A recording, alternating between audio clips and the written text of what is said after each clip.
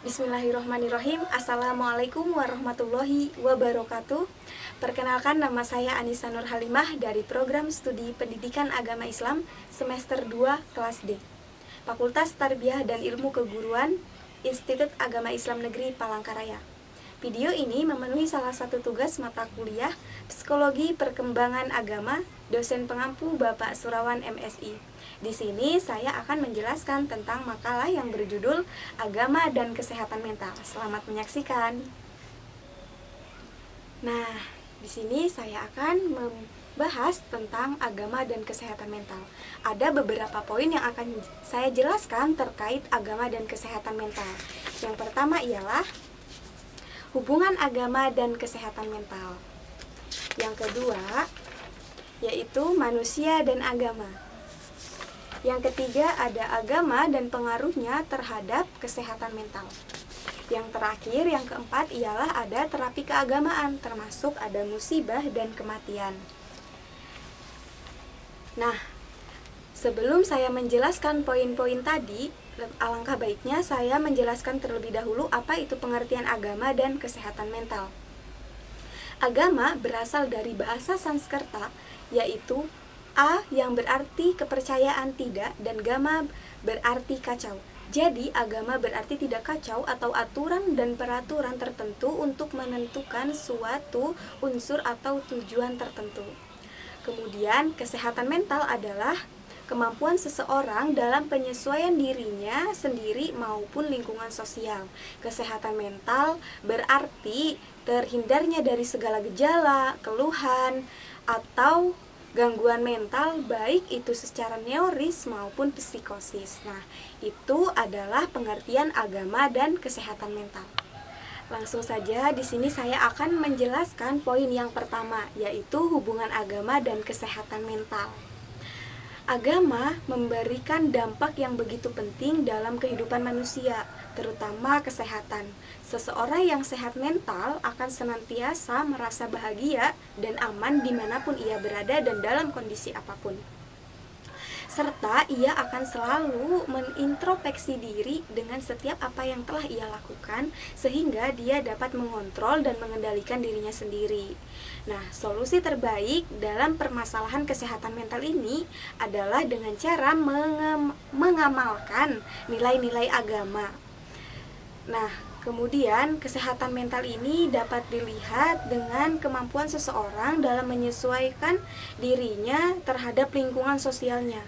Kemudian ialah serta mengembangkan seluruh potensi yang ada dalam dirinya sendiri untuk menggapai ridho Allah Subhanahu wa Ta'ala, serta mengembangkan seluruh kecerdasannya dalam segala aspek, termasuk mau itu spiritual, emosional, maupun kecerdasan intelektual. Nah, itu ialah hubungan agama dan kesehatan mental. Nah, selanjutnya poin yang kedua, yaitu agama dan manusia. Kita ketahui bahwa agama dan manusia itu tidak dapat dipisahkan, karena agama merupakan fitrahnya manusia. Jadi manusia itu sudah fitrahnya pasti memiliki agama. Nah, pengingkaran manusia terhadap agama agaknya dapat ditimbulkan dari beberapa faktor, entah itu dirinya sendiri maupun lingkungannya masing-masing. Nah, kemudian apa sih yang menutupi atau meniadakan sama sekali dorongan dan rasa keagamaan itu tidak bisa dilakukan, tidak bisa dipisahkan. Begitupun juga agama dan manusia. Nah, manusia ternyata memiliki unsur batin yang cenderung mendorongnya untuk tunduk kepada zat yang maha gaib atau terhadap Tuhan yang Maha Esa. Nah, ketundukan ini merupakan bagian dari faktor intern manusia yang dalam psikologi kepribadian dinamakan dengan self atau pribadi dan nurani. Jadi keduanya itu sangat berkaitan, sangat berhubungan. Nah, itu ialah penjelasan agama manusia dan agama. Selanjutnya ialah saya akan menjelaskan poin yang ketiga. Poin yang ketiga itu ialah agama dan pengaruhnya terhadap kesehatan mental. Nah, barangkali hubungan kejiwaan dan keagamaan dalam kaitannya dengan hubungan antara agama sebagai keyakinan dan kesehatan jiwa. Nah, terletak pada setiap orang yang penyerahan diri terhadap suatu kekuasaan atau yang Maha Esa. Nah, sikap pasrah ini serupa dengan sikap pasrah ini akan menumbuhkan sikap atau rasa positif terhadap seseorang yang mana akan menimbulkan sebuah prasangka positif atau berpikir positif seperti rasa senang, rasa bahagia, rasa puas, rasa dicintai, dan dirasa aman. Nah, sikap yang demikian merupakan bagian dari kebutuhan asasi manusia. Nah, sebagai makhluk yang bertuhan. Jadi kita banyak menyerahkan diri kita.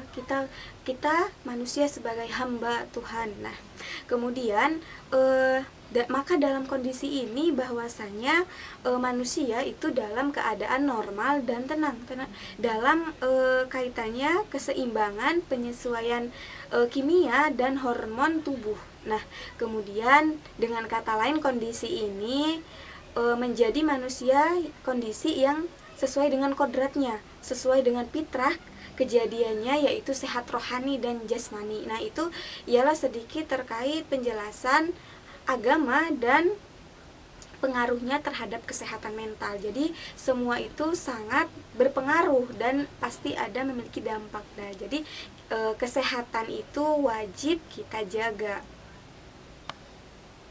Nah, yang terakhir, poin yang terakhir, yang keempat ialah terapi keagamaan. Apa sih terapi keagamaan? Nah, terapi keagamaan adalah terapi yang menggunakan unsur-unsur keagamaan dalam pengobatan kesehatan mental, dan pendekatan terapi keagamaan ini melalui mengambil unsur-unsur dari Al-Quran yang sebagai kitab suci. Nah, dalam kondisi di mana seseorang tidak mampu menahan keinginan hatinya terhadap kebutuhan dirinya, maka dalam kondisi ini akan terjadi sebuah pertentangan atau konflik dalam batin.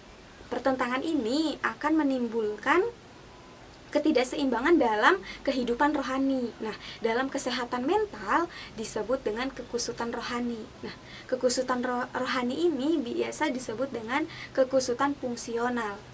Ada beberapa bentuk kekusutan fungsional. Yang pertama ialah ia tidak tunduk terhadap tuntunan-tuntunan yang ada di dalam masyarakat. Yang kedua, dia menunjukkan perilaku menyimpang. Yang ketiga ialah mengalami kekusutan mental yang berbahaya sehingga dia memerlukan perawatan khusus. Nah, itu terkait terapi keagamaan. Nah, terkait terapi keagamaan, di sini ada poin yang pertama yang akan saya jelaskan, yaitu musibah. Musibah itu merupakan pengalaman yang dirasakan tidak menyenangkan karena sangat merugikan bagi setiap orang yang mendapatkan musibah. Nah, dilihat dari asal katanya, musibah berarti lemparan atau al-ramah yang kemudian dimaksudkan dengan bahaya, celaka, atau bencana dan bala. Nah, itu musibah ini disebabkan beragam hal atau faktor, baik itu yang disebabkan oleh perbuatan manusia langsung maupun dari alam, yang disebabkan dari alat murni alam tersendiri. Nah, contohnya misalnya dari perbuatan manusia ialah contohnya korban tindak kriminal karena mengalami musibah dari perbuatan manusia yang melakukan tindakan kriminal. Kemudian kalau misalnya yang musibah dari alam itu seperti banjir, longsor, gunung meletus, nah itu ialah contoh-contoh dari musibah baik dari perilaku manusia langsung maupun dari alam. Kemudian yang kedua ialah kematian. Kematian itu adalah berakhirnya seluruh proses kehidupan. Kematian juga didefinisikan sebagai kehilangan secara permanen dari fungsi integratif melalui secara keseluruhan manusia secara keseluruhan. Secara medis, kriteria kematian itu ialah apabila napas dan jantung tidak bisa berfungsi, seluruh sel tubuh juga akan mengalami kematiannya. Nah, kemudian setiap makhluk yang hidup di dunia ini pasti mengalami kematian. Tidak ada seorang pun yang bisa menghindarinya, kapanpun, dimanapun, dan dalam kondisi apapun kita. Jika telah waktunya tiba, maka kita tidak berdaya untuk menolaknya.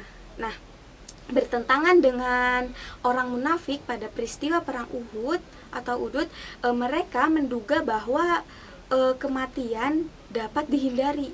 Nah, padahal siapapun kita tidak akan luput dengan yang namanya kematian. Allah Maha Kuasa terhadap segala sesuatu. Allah adalah Khalik yang menciptakan segala sesuatu, maka semua makhluk akan kembali kepadanya. Nah, itu tadi penjelasan saya terkait beberapa poin-poin tentang agama dan kesehatan mental.